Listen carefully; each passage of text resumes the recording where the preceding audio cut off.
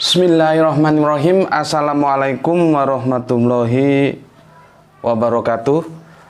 Kita lanjutkan lagi kajian-kajian kita, yaitu melanjutkan yang kemarin, yaitu siapa bilang ya Yusuf tukang kayu. Siapa bilang Yusuf tukang kayu? Ini seri ke 1, kedua, ketiga. Seri ketiga ini, ketiga. Ya. Seri ketiga. Tetapi minum dulu. Bismillahirrahmanirrahim. Aduh, ini kopinya masih hangat ini, kopi senja. Bismillahirrahmanirrahim. Tetapi aku tidak akan mengurai tentang materinya. Materi yang aku sampaikan dua seri itu sudah cukup. Cuman aku akan menjawab hal-hal yang terkait dengan ini yang disampaikan oleh teman-teman, gitu ya. Oke, nanti aku jawab satu persatu. Bismillahirrahmanirrahim.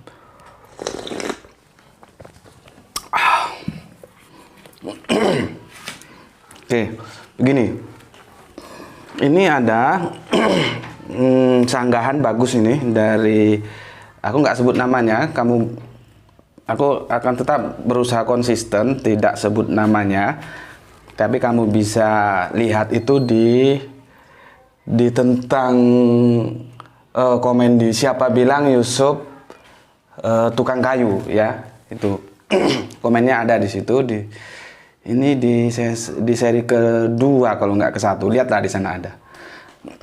Gini, jadi dia mau membantah pernyataanku bahwa siapa bilang Yusuf tukang kayu, ya, dia mau bantah. Begini dia bilang, udah zaman Salomo itu kalau kita orang Islam Sulaiman, ya, 3.500 tahun yang lalu bangsa Israel sudah membangun bait Tuhan dengan membangun dengan kayu. Nah, membangun dengan kayu. Dia kutip ini kitabnya 1 Raja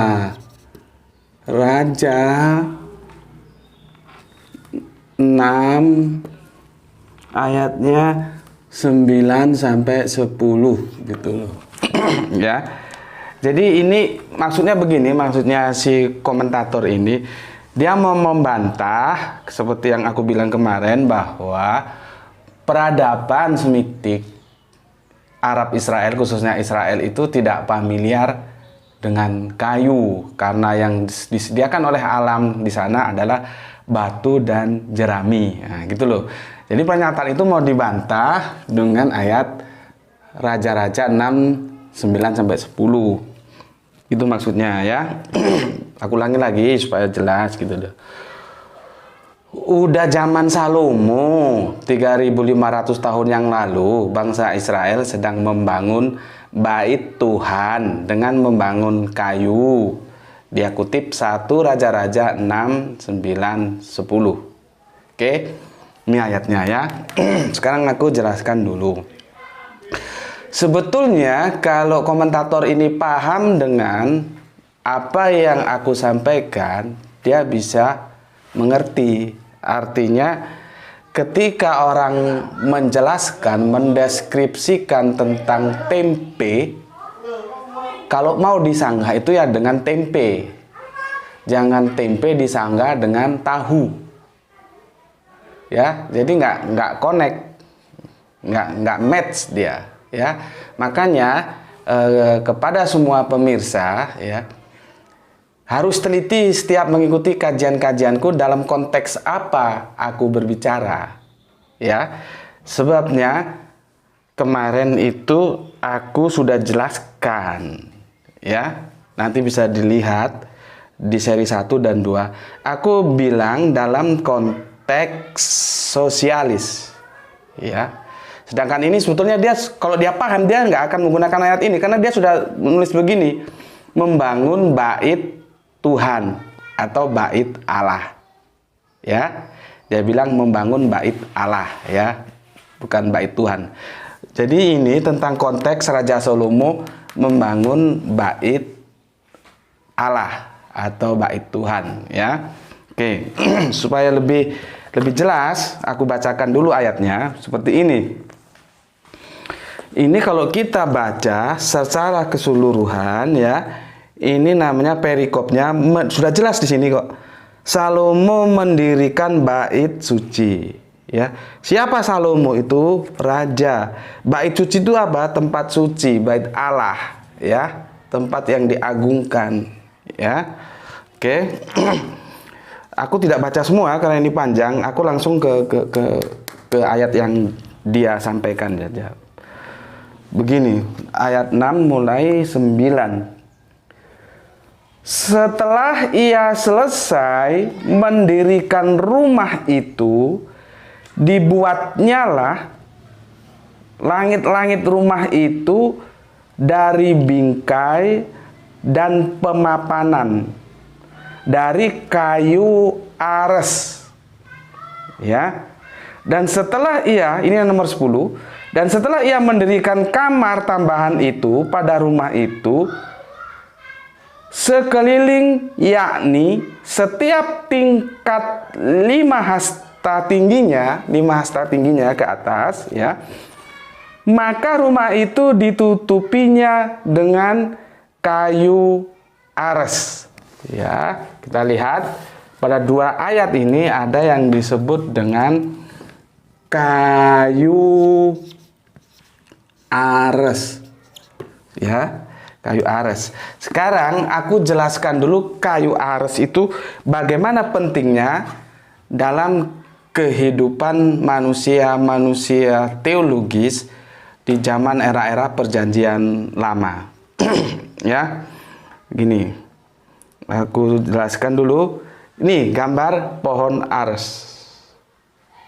Ya, ini gambar pohon ares. Ya, ini gambarnya. Di perbukitan dia. Ya, ini gambar pohon ares.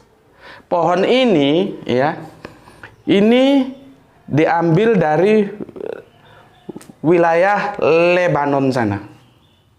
Ya, wilayah Lebanon. Oke. Dia dari wilayah Lebanon. Terus seberapa penting pohon ares, ya? Ini kalau bahasa Arabnya itu begini. Ars, ya. Arrob. Ini. Apa ini? Pohon Tuhan. Terjemahan lepasnya begini. Ares arrob. Aduh, ini ada kendala. Mana ini? Kalau sudah diseleksi anunya. Apanya namanya ini? Spidol. Ares arrob, pohon Tuhan, ya. Sekarang seberapa besarnya peran ares ini? Itu sangat banyak sekali, ya. Aku bacakan aja lah, ya. Nggak mungkin aku bacakan semua, cuman aku tunjukkan bahwa pohon ares ini dalam kehidupan era di perjanjian lama itu sangat berpengaruh sekali. Oke, pertama, ditanam oleh Tuhan. Itu bisa kita lihat di Mazmur 104:16, Yesaya 41:19. Ditanam untuk memuji Tuhan, Mazmur 148:9. Oke. Lebanon terkenal, ya, karena ininya itu bisa di Hak 5:15, bisa di Mazmur 92:13, ya. Di mana tumbuhnya?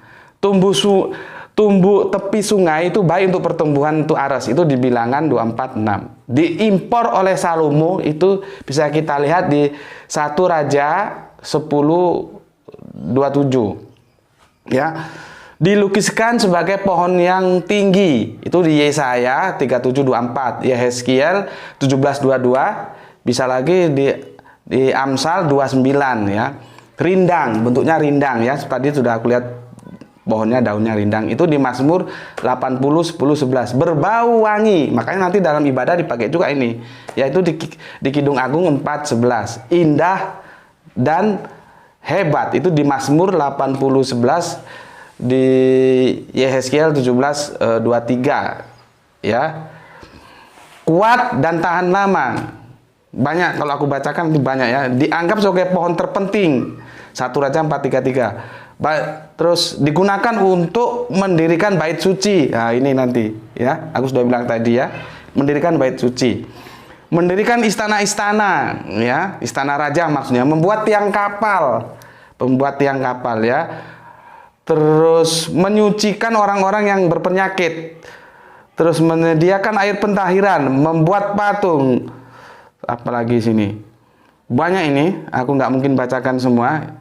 Terus ini juga penting, sering digunakan sebagai metafor, maksudnya perumpamaan sebagai kemegahan dan keagungan, tetapi juga mengacu kepada keangkuhan manusia. Jadi artinya untuk menunjukkan keangkuhan manusia juga sering pohon Ares itu digunakan sebagai metafornya, juga untuk menunjukkan keagungan juga kemegahan, juga digunakan metafor pohon Ares ini. Tinggal bagaimana konteks kalimatnya nanti ya, diksi narasinya gimana.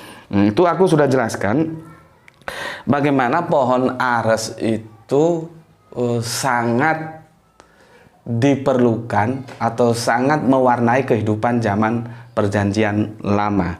Oke, itu ya. Kemudian aku jelaskan dulu mercusuar gitu ya. Sebentar supaya kalian tahu, sebentar sini. Mercusuar itu begini. Aku tadi sudah jelaskan Ares ya. Itu Ars Arab ya, pohon tuan ya. Ini satu ya. Sekarang aku dua, itu jelaskan mercusuar.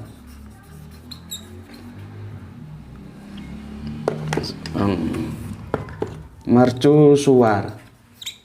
Oke. Sebentar, mana tutupnya tadi? Mercusuar. Oke. Begini. Kalau dasarnya mercusuar itu begini loh. Bangunan-bangunan menara ya. Itu yang ada di pinggir-pinggir pantai, di pulau-pulau terkecil ya. Itu yang berfungsi membantu navigasi pelayaran ya, untuk menunjukkan arah. Asalnya mercusuar seperti itu ya. Tetapi mercusuar kadang-kadang juga punya makna lain, yaitu apa? Bangunan yang megah, itu disebut mercusuar ya. Proyek-proyek besar lah. Bangunan megah atau proyek besar. Itu juga orang bisa sebut mercusuar. Oke. Berikutnya ya, yang aku perlu kasih tahu lagi, ketiga ini ya, Salomo ya, itu kita sebut bukan kaum sosialis dia. Orang dia raja kok, elite, kaum elit. Bunyi lagi ya, kenapa mesti bunyi? Kaum elit dia. Ya, Salomo ini. Oke. Sudah jelas kan? Kayu Ares Arab, pohon Tuhan, begitu pentingnya dalam kehidupan mereka. Mercusuar itu adalah pembangunan besar ya, skala besar atau proyek besar ya. Itu ya. Yang itu keputusannya diambil oleh kaum-kaum elit ya. Seperti oke, nggak apa-apa. Seperti Salomo ambil. Oke. Sekarang aku jelaskan di sini. Sudah jelas. Ya, sudah jelas. Raja-raja itu adalah di surat ini itu membangun proyek yang berupa mercusuar ini. Mercusuar ini. Ya. Kenapa yang dibangun itu bait Allah? Bait Allah itu sesuatu yang harus agung, yang mega, yang ya gampangnya kata itu proyek yang mercusuar. Artinya proyek itu tidak mungkin setiap hari ada bangun seperti itu, tidak mungkin. Itu insidental. Itu kebijakannya harus diambil oleh seseorang pada tingkatan level kaum elit. Salomo itu raja, kalau sekarang presiden, perdana menteri, mercusuar. Karena apa? Kita tahu kayu-kayu ares itu diambil dari Lebanon, diimpor dari sana, ya. Dari tiga ini, ya, dari tiga penjelasan ini, dari penjelasan kayu ares yang itu diambil dari Lebanon, ya, ada yang mercusuar itu proyek besar, dan keputusan itu diambil pada kaum elit yaitu raja itu Salomo. Ini tidak terjadi setiap saat dan setiap waktu, dan ini tidak dalam pembangunan konteks ruang dan waktu di Nazaret. Paham? Sedangkan Yusuf hidup itu dalam konteks ruang dan waktu di Nazaret. Ya, yang bagaimana umumnya mereka, ya. Jadi bukan kaum-kaum elit tapi kaum-kaum sosialis. Kaum-kaum sosialis. Yang apa ya? Petani, apalagi nelayan boleh. Terus apalagi itu namanya petani, nelayan, yang kambing domba itu peternak yang seperti ini. Ini masyarakat yang umum, yang pada umumnya, gitu loh. Jadi peristiwa-peristiwa yang digambarkan tentang penggunaan papan kayu di raja-raja ini, ya, raja-raja ini itu bersifat khusus yang tidak setiap waktu terjadi. Sedangkan yang aku bilang tentang Yusuf Arimatea dalam konteks ruang dan waktu Nazaret itu umum, gitu. Pada umumnya itu apa yang terjadi dalam keseharian masyarakat mereka. Mereka tidak familiar dengan kayu. Paham? Ya, dan mereka tidak mungkin membangun mercusuar. Mercusuar itu biayanya tinggi. Ini rakyat kecil, ini rakyat biasa, proletar, ini elitis. Jadi kalau satu Raja-Raja 69 ini untuk menyangga ini, menyangga sebuah pendapat bahwa siapa bilang Yusuf tukang kayu dengan 3 parameter yang aku sampaikan di seri pertama, nggak nyambung, bos. Nggak nyambung. Ini bersifat khusus. Dan ini umum, aku berbicara dalam konteks keumuman kehidupan masyarakat. Antropologis budaya bangsa Israel itu tidak familiar dengan kayu ini. Maka bagaimana dia mau disebut tukang kayu? Gitu loh. Paham? Aku tidak mengatakan bahwa masyarakat Israel, baik kaum elit maupun kaum proletarnya itu tidak pernah menggunakan kayu. Bukan begitu, dan jangan dipahami begitu karena aku tidak mengatakan begitu. Kayu itu tetap aja digunakan, tetapi dia karakternya khusus. Seperti bikin bait Allah, ya, bikin apa tadi itu kapal itu bangunan yang mercusuar. Sekarang yang kaum proletar ini loh, yang petani, nelayan, peternak yang setiap hari mengembala kambing, yang mana mungkin dia bikin yang mercusuar. Aku memotretnya dalam konteks keumuman, gitu loh, ya. Jadi jauh. Makanya aku bilang tadi, kalau orang bilang bercerita menceritakan tentang tahu, jangan kamu jawab tempe, nggak nyambung. Tuh, Bismillahirrahmanirrahim. Nah sekarang aku kembali ke bahasa lagi, ya. Kita coba menggali informasi, ya, dari teman-teman Katolik, gitu loh. Jadi kalau mendiskusikan segala sesuatu, kita tidak perlu alergi. Informasi dari manapun kita ambil. Siapa tahu kita dapat tambahan informasi dari sana. Tidak perlu alergi. Kebenaran itu dari manapun kita ambil. Ya, ini aku dapatkan dari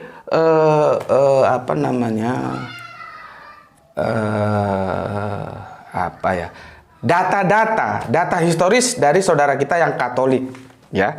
Ini panjang ini ceritanya ya, panjang. Jadi aku ambil yang penting aja.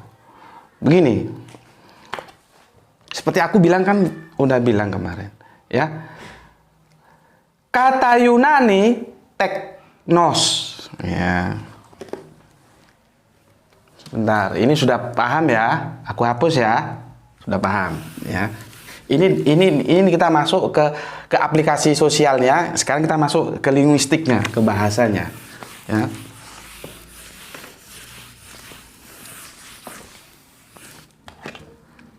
Ini lihat ini. Teknos.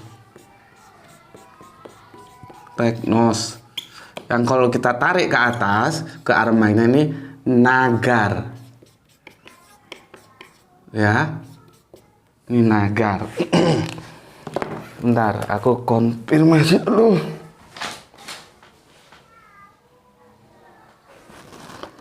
Kalau teknos itu apanya? Nanti ada lagi di sini. Ada yang begini. Tekton. Ya.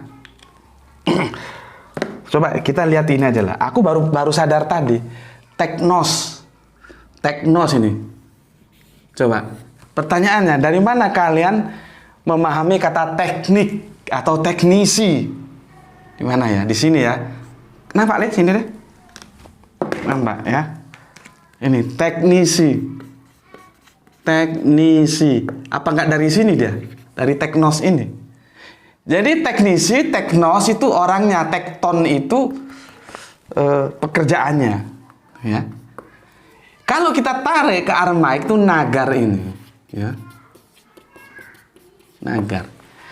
Teknisi itu ya teknisi apa aja? Ada teknisi TV, ada teknisi otomotif, ada teknisi tentang air, petugas PDAM, ambil lap. Oh sorry ini. Udah. Banyak teknisi apa? Kita tidak tahu, ya.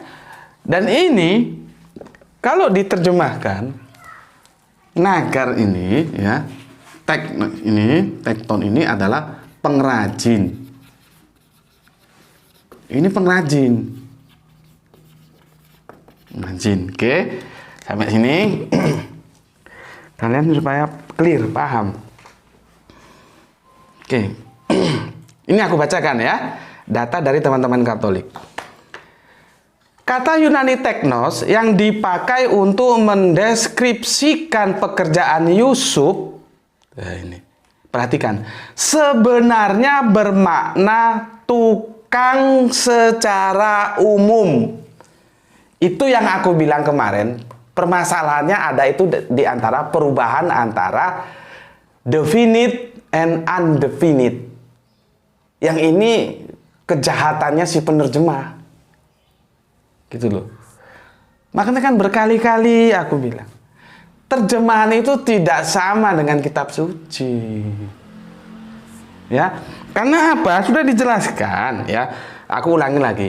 Kata teknos yang dipakai untuk mendeskripsikan pekerjaan Yusuf sebenarnya bermakna tukang secara umum. Dia masih umum, belum tentu ya. Bisa berarti pematung, pemahat, atau bahkan yang berurusan dengan logam. Bisa. Ya.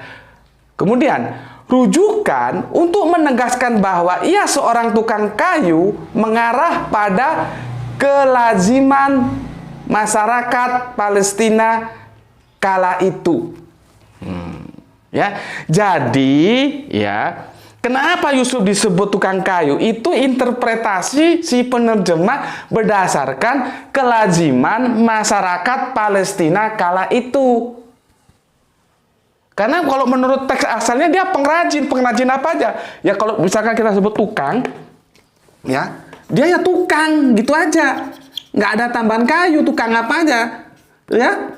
Karena tukang dengan tukang kayu itu sudah beda. Kalau tukang itu dia masih umum. Kalau tukang kayu dia sudah spesifik, sudah khusus. Kalau tukang kayu itu pasti tukang. Kalau tukang belum tentu tukang kayu. Seperti teknisi ini tadi loh. Teknos ini, nagar, tekton. Ya. Oke. Jadi dia ya sebentar. Dia oleh si penerjemah dimasukkan menjadi tukang kayu, tukang, sebetulnya tukang aslinya, terus ditambah kayu, ya, kayu. Ini, ya, lihat katanya ini, rujukan untuk menegaskan bahwa ia seorang tukang kayu mengarah pada kelaziman masyarakat Palestina kala itu. Jelas kan? Mengarah kepada kelaziman masyarakat Palestina saat itu. Nah, sekarang aku sampaikan kepada aku sampaikan kepada kamu, sampai keliru ngomong, ya. Rujukan itulah yang aku sanggah. Ngerti? Rujukan itu, jadi rujukan untuk menegaskan bahwa mengarah pada kelaziman masyarakat Palestina kala itu yang aku sanggah, itu yang aku bantah. Dari mana rujukan itu diambil? Dengan kriteria yang telah aku sampaikan, ya, di seri pertama kemarin. Jadi aku membantah rujukan itu tidak benar itu. Masyarakat Palestina itu tidak familiar dengan kayu, gitu loh. Ngerti? Ya? Jadi tidak benar gitu loh. Yang ada itu batu, jerami. Kalaupun kayu yang tadi yang digunakan untuk membait Allah itu berbicara dalam konteks elite, mercusuar. Yang tidak keseharian mereka. Yusuf Arimatea itu bukan raja sekelas Salomo. Dia adalah ya sama lah dengan kita-kita ini sebagai orangnya. Jadi gini loh, aku akan menarik kehidupan Yusuf itu dalam aktualisasi bagaimana semestinya masyarakat biasa hidup gitu loh. Aku lebih menggeret dia ke dalam sebuah humanisme. Jadi jangan diperkosa dia seolah-olah dia elite. Itu loh. Yang itu memang tidak terdapat di dalam kitab suci. Yang tertulis dalam 4 Injil kanonik, justru Injil kanonik Matius mengatakan tukang kayu. Tukang kayu dari mana? Kok berdasarkan kelaziman? Kelazimannya mana orang sudah aku bantah? Tuh. Oke, sampai di sini paham ya? Saya sini dulu ya. Nanti kita lanjutkan penjelasan berikutnya. Assalamualaikum warahmatullahi wabarakatuh.